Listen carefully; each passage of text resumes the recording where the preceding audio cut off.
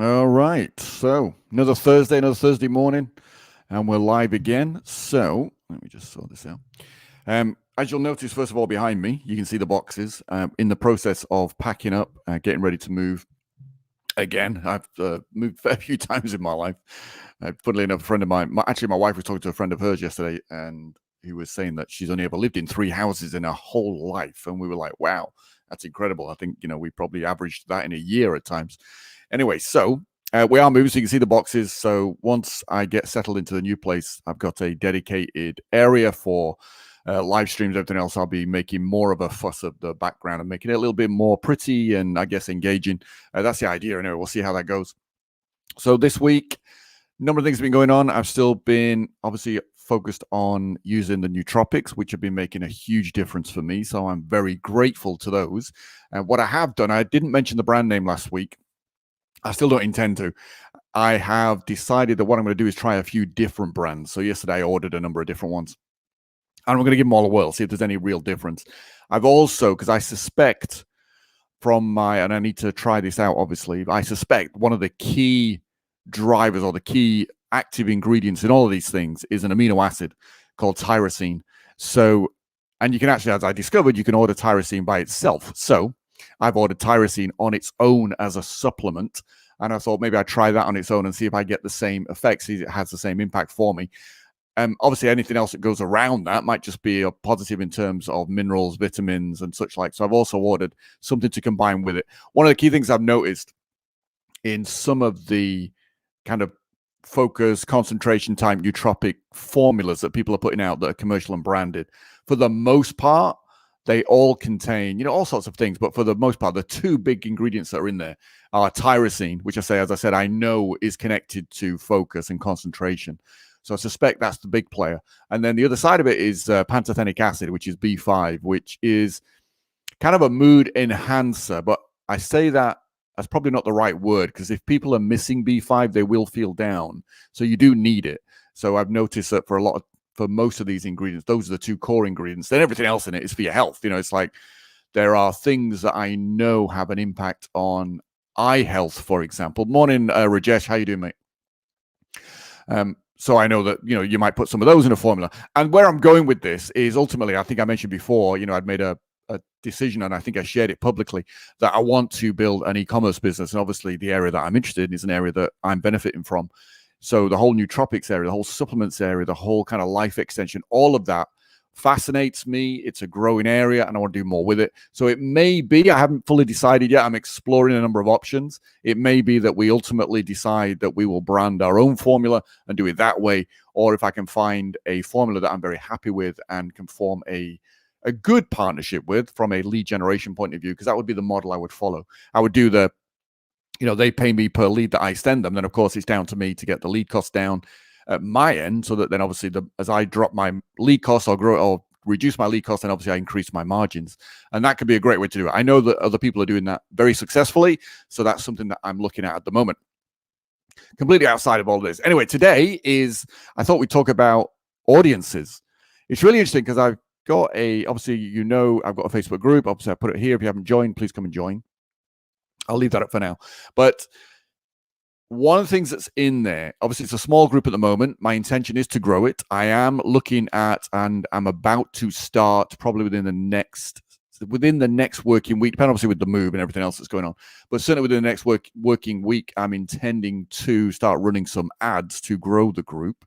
What I'm looking at there as well is what I've been playing with, and what I'm looking to do is really understand what I can offer to the group that would make it a great group experience.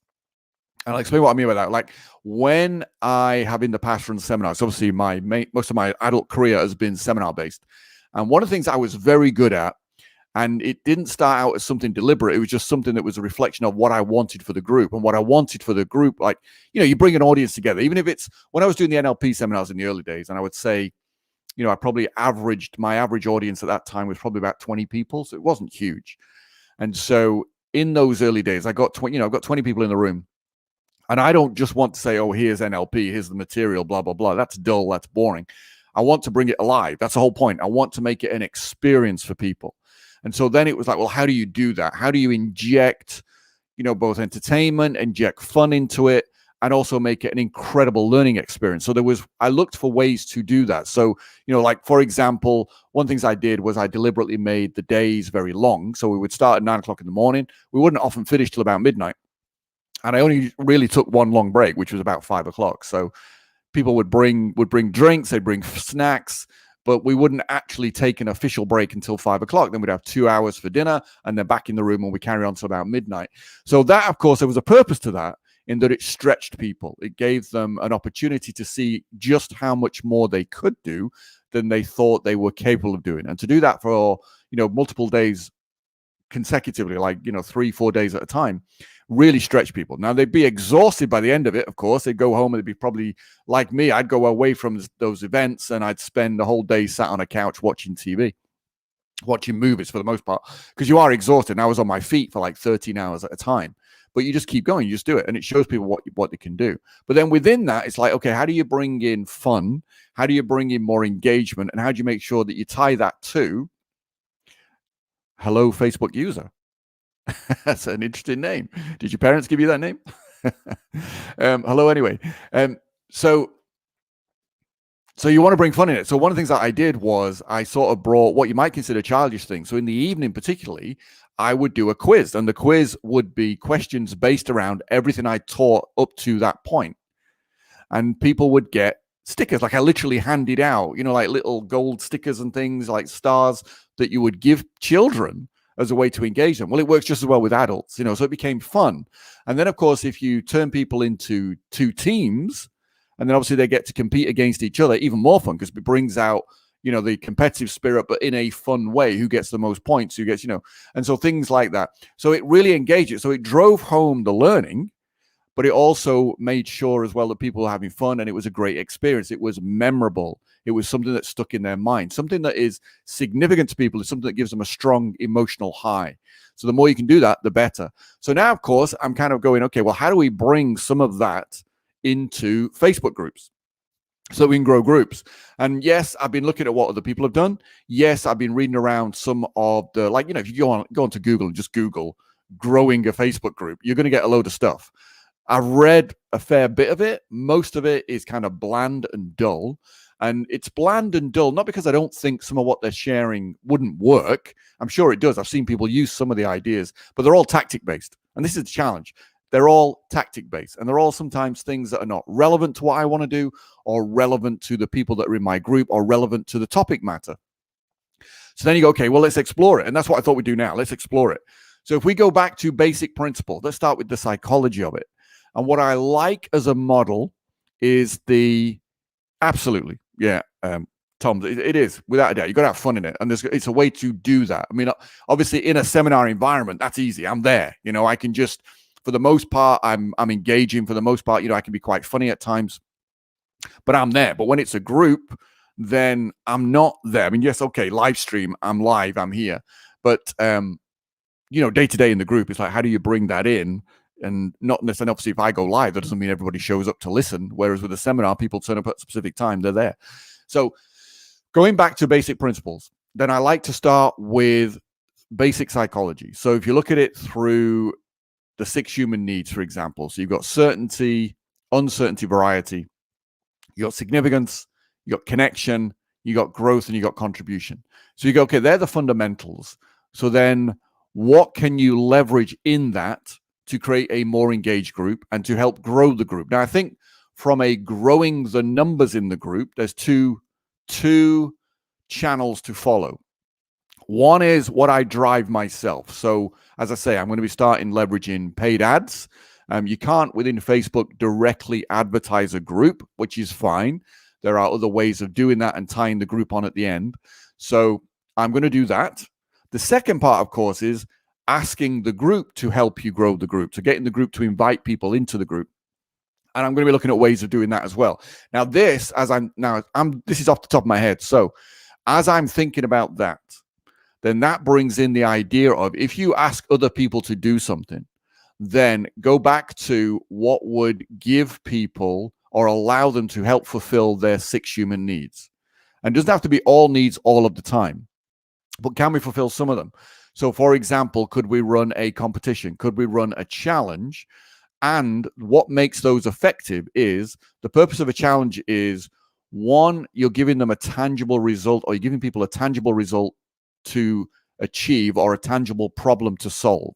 So there's something in that. And obviously, in achieving that or solving a problem, then of course that's going to hit a couple of needs. So immediately, if they achieve something beyond which they've done before, there's going to be a sense of significance. So immediately there's a driver there.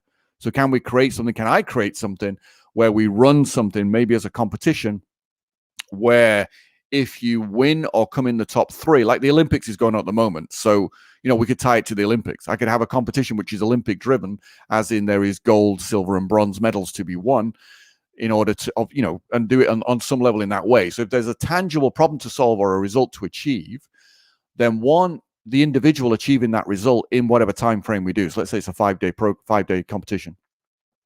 Then they feel good about themselves. They've achieved something. So there's a level of significance. So significance becomes a driver. Now, at the moment, I would say the group, as small as it is mainly male. Significance tends to be a bigger driver in males than females. So that would work really well. The other side of it, of course, is in order to solve that problem or achieve that result, they're going to probably have to learn something new, which I'll be sharing. So then there's growth. Immediately there's growth. If I then ask people to invite other people within that and position it so that it gives them a sense of this is a way of contributing to the people that you know. Actually, this ties in with, there's a concept called social currency, which is, how jokes work, why jokes go viral. Like if I tell you a great joke, then you want to tell it to other people. But in telling it to other people, you're the star of the show. So you're the one telling the joke. So you get the recognition. So you get to feel when people laugh, you get the significance of, oh, I made those people laugh. They're looking at you, laughing, feeling good, looking at you. So there's a connection with you there as well. So they're seeing you in a certain light. And that's social currency. That's why viral goes viral, in the sense of if there is something to be gained for the person sharing. And so if you go back to human needs, the whole psychology thing, it's like, what will they gain? Do they gain significance? Do they gain connection?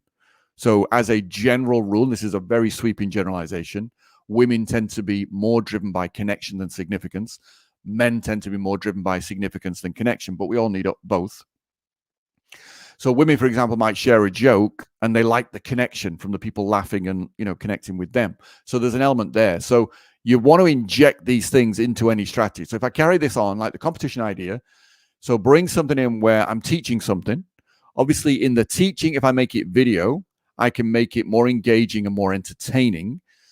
That then brings in, obviously, the whole story strategy. Human beings, stories, I've been talking about stories forever because human beings have been telling stories forever. It's how our brains wired. We all love a good story. So that also in its own way makes it engaging, entertaining, and also empowering, because I can use stories to shift beliefs. Then I can get people to ask the group members to go out and invite other group members and reward them for it. So then it almost becomes a bit like running an affiliate program in a way. Like with an affiliate program, there's always prizes. So if you're the top affiliate, you might win a car, a Porsche or something like that. It depends on the nature of the affiliate program. And some of the big ones, they will give out big prizes. I know one recently where the top affiliate got an extra bonus $100,000. So that's money. Money's a funny one. Like money is an incentive to a certain point, and then it stops being an incentive. Just like how much more money does somebody need in any given moment? But certainly if you can find a way to give them significance, which is why, look at the military. What have the military always done? Well, not always done, but certainly I need to historically look it up. Maybe somebody knows. When did medals first arrive in the military? When did people first start getting medals pinned on their chest? I don't know. But the whole point of the medal is to acknowledge something, to recognize you, to make you significance in front of the other members of your team, of your unit, whatever else it might be. So you get a sense of significance, sense of recognition from that. And of course, it can also inspire other people to aspire to want to win a medal themselves as well, because they're going to get the significance from it. So you can tie it in that way. So there could be rewards. What I've noticed with Facebook groups is they brought in some other tools. So they brought in the whole idea of making somebody, for example, a group expert. So Johnny in Johnny Hates Marketing, he made me a group expert in his group. So there's obviously a badge there. That's a bit like a medal. It's a way of saying, one, I want to recognize you. And two, by term itself, group expert, there's a significance attached to that. So that could work very well. But it's some way giving prizes. So if I can give rewards, points. So, if I said to the members of the group, if you invite X number of members, and of course, it's an easy one to invite because it's free. It's just these are the kind of people we're looking for, are they coaches, are they speakers, and so on. And you invite those people in and they join, then there could be prizes for that, which could be simple recognition, like little badges. It could be a Facebook badge in some way. It could be a genuine, tangible prize of something which I offer. So leveraging a competition, as I'm speaking, I'm thinking this is actually quite a good idea. Leveraging the power of a competition, which could then you leverage the group to grow the group. So again, that would work. Beyond that, so the other side, then there's engaging the group. So in terms of engaging the group, it was interesting actually because I know I'm a big fan of Rich Sheffrin. First met Rich, 2008, 2007, something like that. Long time ago anyway. God, my hair wasn't quite as white at that time. I know that. So I first met Rich then, and I'd done one of his programs. And I remember at the time, where was I going with this?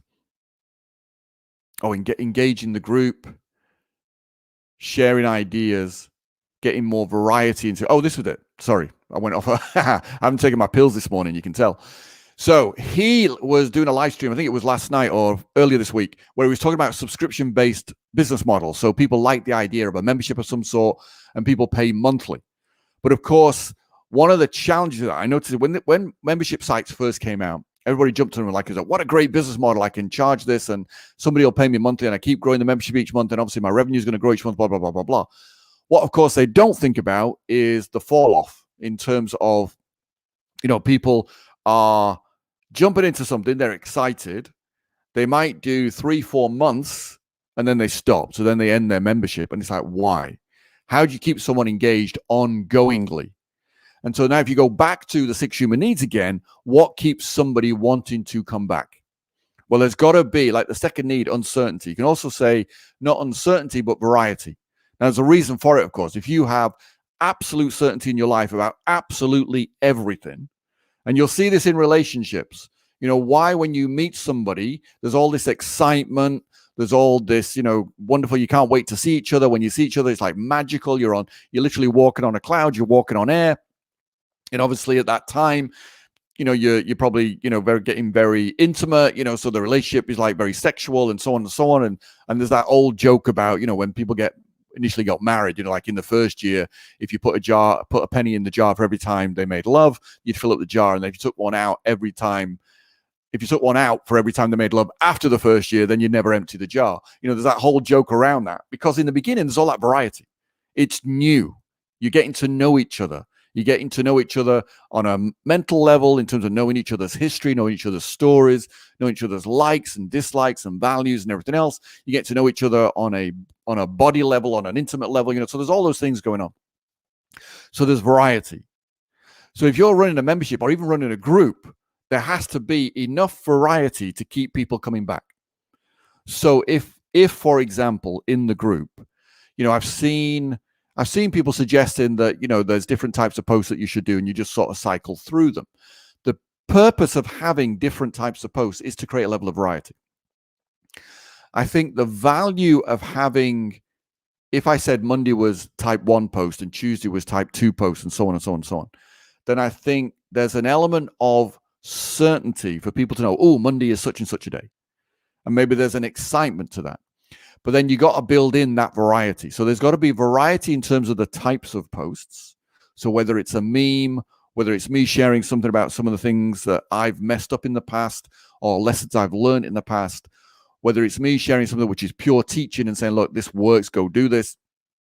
Or, like this morning, I've run a poll. I put a poll in there. I've not done a poll before, other than the one I put in right at the beginning to sort of say, what's your biggest challenge? But this is just a little poll, and I want to see what sort of response we get. But also I want to test, do polls get engagement? So building that in and doing that on an ad hoc basis is another way of obviously generating variety.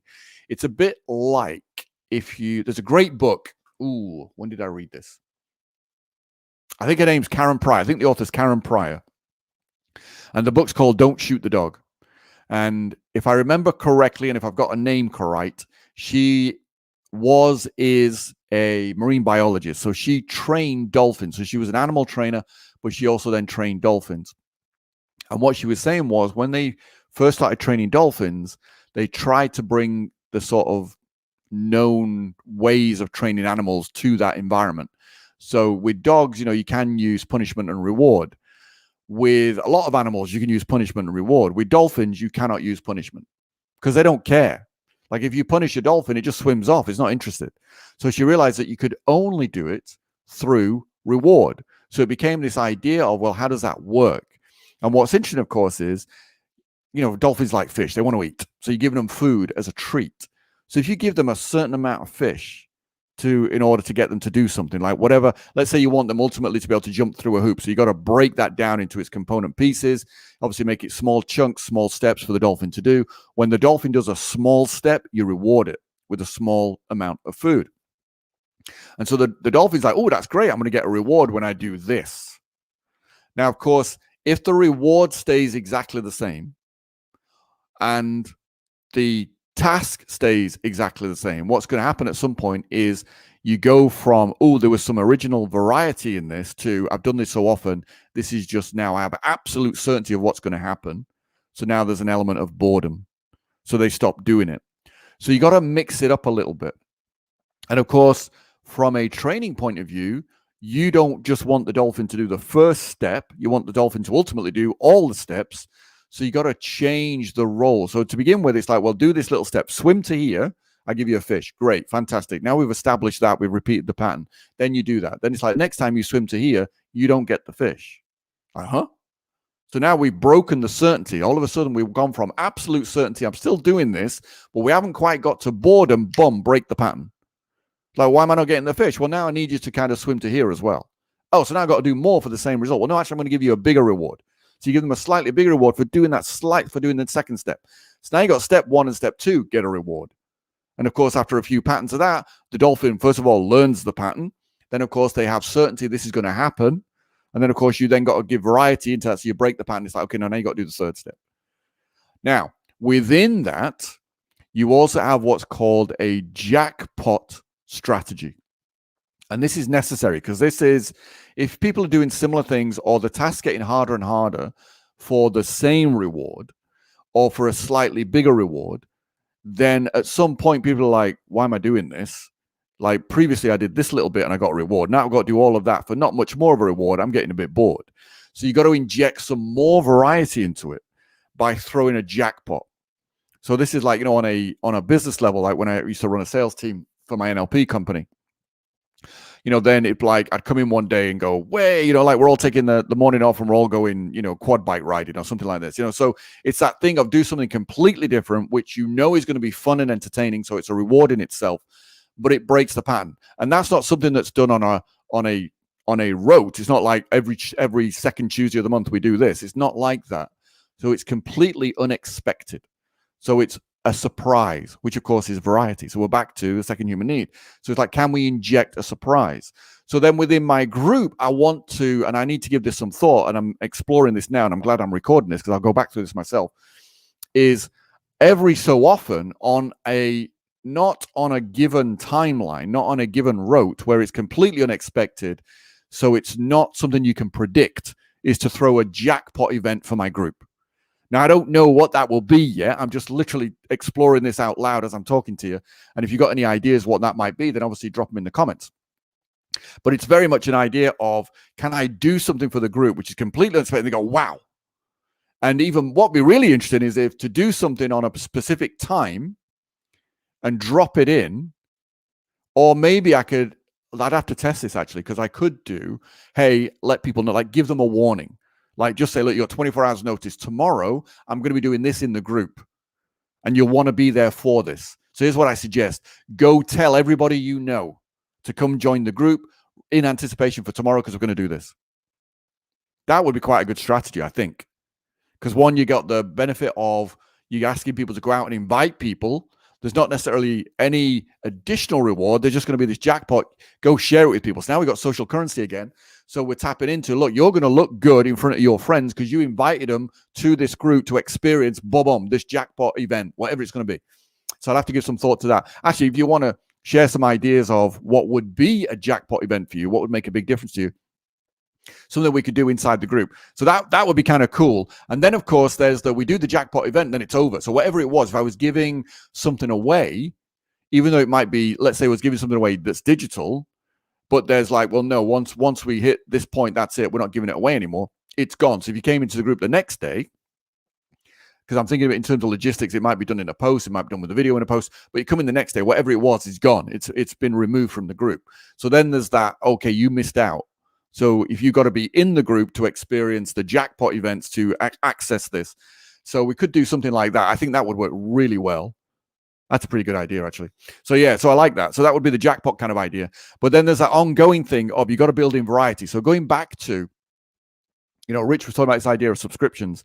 And I was saying, because he has a product called Steal Our Winners, which I will be promoting at some point because it's a great product. And I've got a lot from it. But within that, one of the key things about it, one of the reasons I keep going back to it is because it's not a fixed thing. Like a lot of membership site or subscriptions, more so, where people say, come join my group, you'll achieve this goal. So it's a very fixed goal. But you can't run so if they hit the goal within 4 months, then what? They see no need for being in the group anymore. There's got to be some other reason. That's where the variety comes in. So if in the group there's learnings and there's lessons and there's insights, there's something which continually changes so that there's the certainty of knowing you're going to get something valuable, entertaining, useful from it. There's the variety of not knowing what that will be. So that every time you come in, let's say on a particular, like once a month or once a week, or whatever it might be, there's something there where there's variety from it. And if what I'm delivering gives you a feeling of growth, then you'll keep coming back. So the more you can build variety and growth into the posts or into the nature of some of the entertaining educational material that you put in the group, then the more people will keep coming back for more. Does that make sense? Give me a hell yes if that makes sense. So it's that element of, can we? And so we come back to the what I said before. It's always about the 6 human needs. Those are the drivers. Those are the things that people will continue to move towards, continue to be driven by. So if we can in some way bring that in. So entertainment, education, build it into variety, build it into growth so they feel they're growing, which obviously if they're growing, they're moving towards goals they want. Like with Richie's thing is very much like it's strategies and ideas. So it's not fixed. But it's certainly, there's growth because I'm learning something every time I go in there. And there's variety because they're new strategies. If at any point I go in there and I go, these strategies are kind of, same as some of the other stuff he's talked about before, then you'd soon fall off. You'd be like, what point am I coming for? I've got it. I understand it. There is nothing else. There is no variety anymore. Or I guess it's a bit like your favorite TV show. Why do you keep coming back to it? Because if you've seen a few of them, typically once you've seen 3 of something, there's a sense of certainty. If you enjoyed the first 3, it's like, well, I enjoyed them, so therefore I'm going to continue to enjoy them. And then there's the variety of you don't know what's coming in this particular episode. So you don't really know what's going on. So there's all that variety. That's where entertainment is. It's variety in that sense. Do we want to build that in? So let me just recap for myself more than anything else. We've got this idea of we're building it around the 6 human needs. We're building it particularly around variety and growth. Actually, then let's move beyond that. Contribution could be the social currency idea. So if I suggest to the group, like, go invite people, they'll love you for it.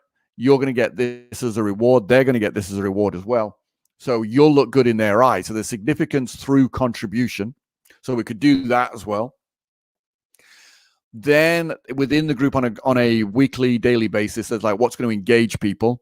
What's going to engage people again? Well, we're back to the variety again, and we're back to the growth. How do we build in more contribution? That would be a good question to start with. How do we build in more contribution on a day-by-day basis?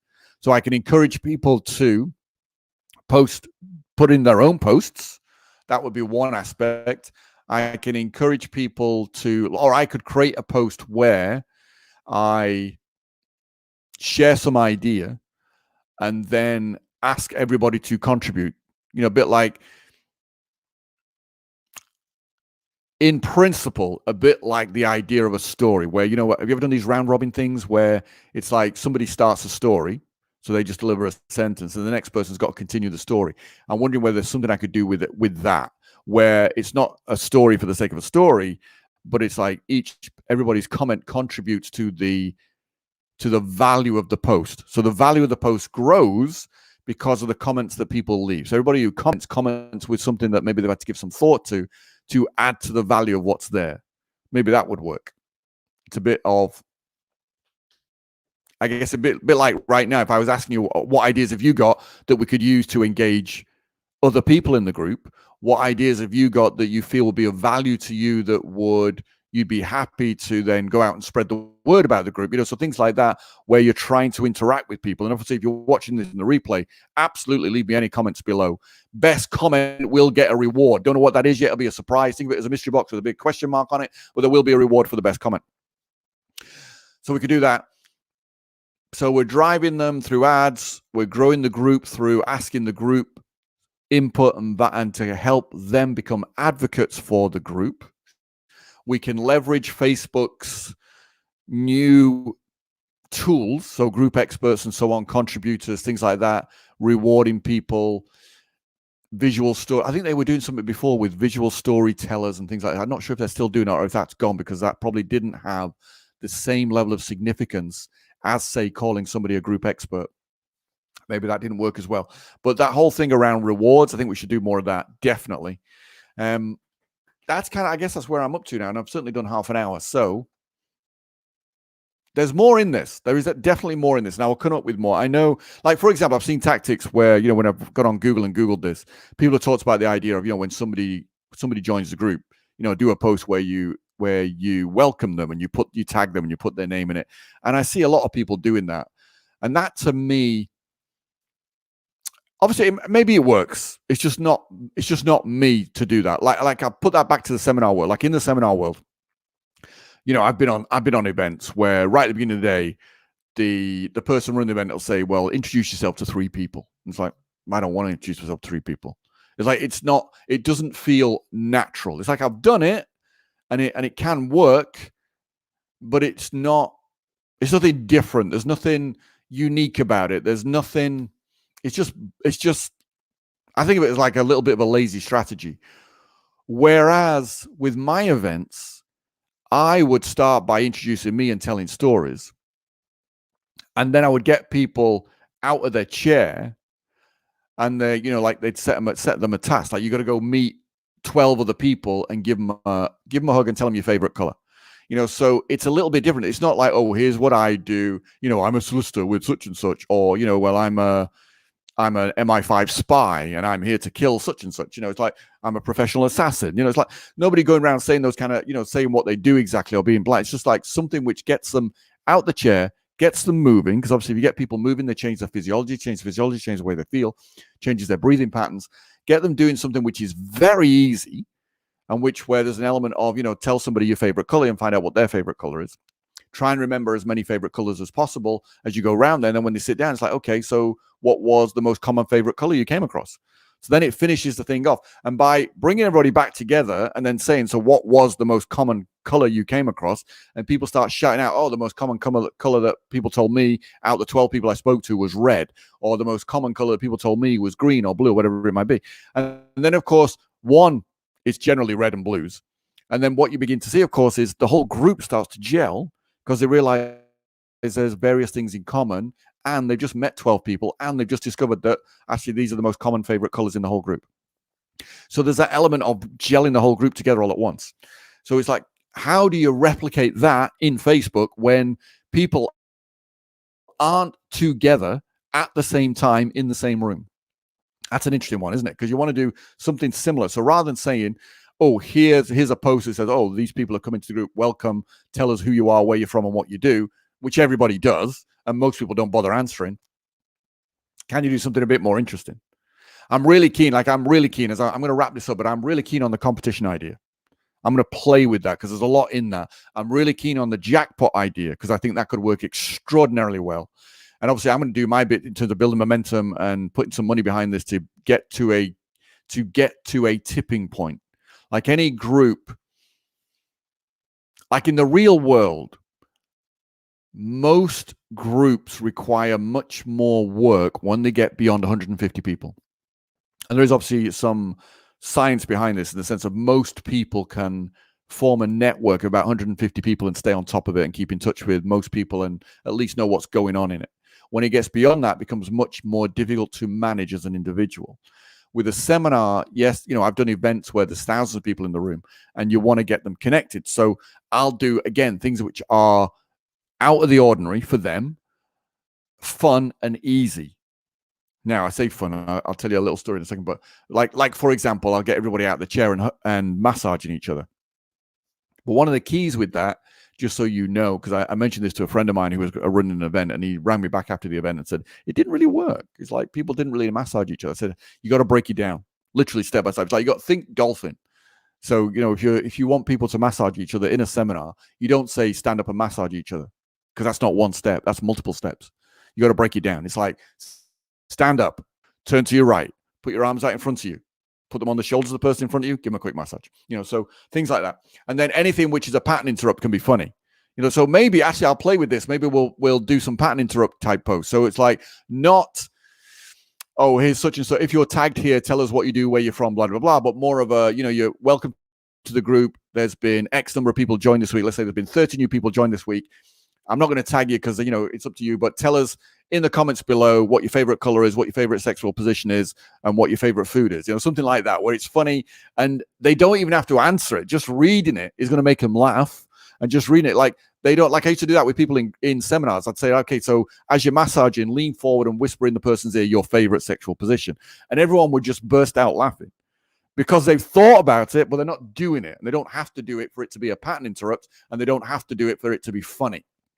Does that make sense? So I might start playing with that. Actually, this has been really good for me. I don't know how it's been for you, but the world has shook for me. So it's been good for me because it's reminded me of some of the things that I used to do in my live events, in seminars, which I'm now starting to begin. My brain's starting to think, okay, how do I leverage that into a group event and get a similar result? And I think there's ways of doing that. So we will play with all of that. Competitions, jackpots, pattern interrupts. Those, I would say, are my 3 big takeaways. Can I turn that into a comment? Can I turn it into a banner of some sort? Bum, bum, bum. I don't know. Create banner. Yeah, create banner. Here we go. So we're going with competition, jackpots, and pattern interrupts. Oops, spelled that wrong, but nobody minds. That's the one. Oh, I don't know what I did there, but I typed it. Competition. Nope. Competition. Yep, I need a typist. Competition, jackpots, and what did I say? Pattern interrupts. 2 R's, I think it is. All right, there we go. Competition, jackpots, and pattern interrupts. So I would say, let's keep it simple. Let's play Dora the Explorer, no more than 3 things, because otherwise it becomes difficult to remember. Competition, jackpots, and pattern interrupts, let's take those away. We're going to play with all of those, and we're going to use those to leverage the group, grow the group, so there's a better community, a stronger community, and a community that moves you all forward towards your goals. I have put a poll in the group, so if you haven't joined the group, please join. And then quickly answer the poll. If you're in the group, make sure some point today, go in and answer it. It's literally, you'll see it. It just says, where do you want to get your monthly revenue to by the end of this year? So it's like 10 grand, 20 grand, 30 grand, or 100 grand. So just pick one or put something else in that's more relevant to you, but something that you feel you're comfortable with, would be exciting enough, would challenge you enough, and would give you something that you really want. But obviously, if you're currently not at 10 grand a month, don't say you want to make 100 grand a month by the end of the year. It's probably too big a leap. I'm not saying it's not possible. Of course it's possible. There are ways of doing, a couple of million in a month. But in terms of asset base of what you've got available to you, or where your mind is in terms of being stretched, possibly not as, I hate using the word realistic, but probably not as doable as, say, getting you to that 10,000 a month or even 15, 20,000 a month. So answer that, let me know. And as I say, competition, jackpot, pattern interrupts, we're going to leverage this. We're going to play with this. We're going to do some of this in the group. And we're going to get it to a critical mass. And then, of course, once it gets to a critical mass, it will grow much quicker, because once you get to a critical mass and I ask people to do something or run a competition, you'll always get a bigger return once you hit critical mass. It's a bit like, nuclear fission or fusion. Fission it is, isn't it? Where you've got to have a certain amount of plutonium or whatever, uranium or whatever the material is, in order to be able to create where the particles split the atom and splits the atom and splits the atom and actually keeps going and keeps going. If you haven't got a critical mass, then of course it fizzles out. And it's the same with groups. It's the same truth with groups, the same truth with anything. You hit a certain point and it starts to explode. For example, I've noticed on YouTube, you get to about 10,000 subscribers and it really starts to grow. So that's kind of interesting in its own right. You'd be happy with 1,000 a month by the end of the year. Okay. All right. If that's all you want, that's fair enough. Would that cover your monthly outgoings? And does it leave you a little bit over? Because you kind of want to get to a point where you're making enough. Obviously, one, you got to cover yourself, then you got to cover the business, and certainly you got to give the business some asset to grow with as well. Make it easier. Like if your whole focus on business is always going to be organic, then you're always really handicapping yourself. I'm all for, but I'm all for, getting paid ads as quickly as possible. But I appreciate there's a skill set to that. So if you're doing things organically, I've got nothing against organic in the early days. But what I see is, don't think ahead of that. Think the point of organic is to get to a point where you got enough revenue coming in so you can actually start using paid ads. Because if you can combine the best of paid and organic, you've got the best of both worlds. Like organic, I think I've mentioned this before, the purpose of organic or the value of organic, its number one strength is that there's less resistance to it, as in people don't look at organic material and think, oh, we're trying to sell me something. So there's those barriers, those perceived barriers are not there. That's more interesting. Okay, that's more exciting. Yeah, so that makes more sense. So those perceived barriers are not there. The advantage of paid strategies is the acceleration, the speed at which you can get things done once you put it into practice, which is why I'm more than happy. Like I've been playing with some ideas for most of this year, which I haven't yet implemented, partly because, the whole ADHD sort of traits, but more importantly, because it's like, I know that when I run a strategy like that, it's done in a tight time frame. So it could be a 6-week time frame. And I know in that 6 weeks, I can go from 0 to significant, very quickly because I've done it before. So that's me. Like I'll spend that time. But sometimes there's a danger that you spend too long doing it, which is why you have to have deadlines and say, okay, boom, I'm going to do this. So boom, I'm going to do some of the stuff I've mentioned for the groups. Raj managed to type it for me as well. Thank you. So I'll use that. Rajesh, sorry. Competition, jackpots, patent interrupts. So I'm going to be leveraging all of that. I think there's a lot in that. I think this is unique as well. I haven't seen anybody talking about competitions, jackpots, and patent interrupts. I see a lot of people talking about challenges, and I know challenges can work a bit like a product launch idea where they can help you grow your group or your email list and so on. I know they can work. I think there's a lot of value in challenges. Still, there's a lot of work in challenges. I know that. I do think, everyone and their best friend has done a challenge. So we may be getting to the point where it's satiated, which means getting people interested in the challenge just requires a bit more thought. Yeah, certainly a bit more thought in that respect, in terms of making it unique and give people that sense of, well, if I do it, am I going to get significance? Am I going to get growth? Is it a new injection of hope in the beginning, which is the whole point of being unique anyway? Does it differentiate you? Because you don't want people going, oh, it's another challenge. It's just like another one I've done or another one I've seen, because of course that doesn't work. So the same idea, but competition is a different angle on the idea of a challenge. It suggests rewards, it suggests prizes and so on. So there's something in that. I'm going to play with that. I'll be mapping that out today at some point. Okay. Rajesh, I seem to have a mental block on attracting paid clients, right?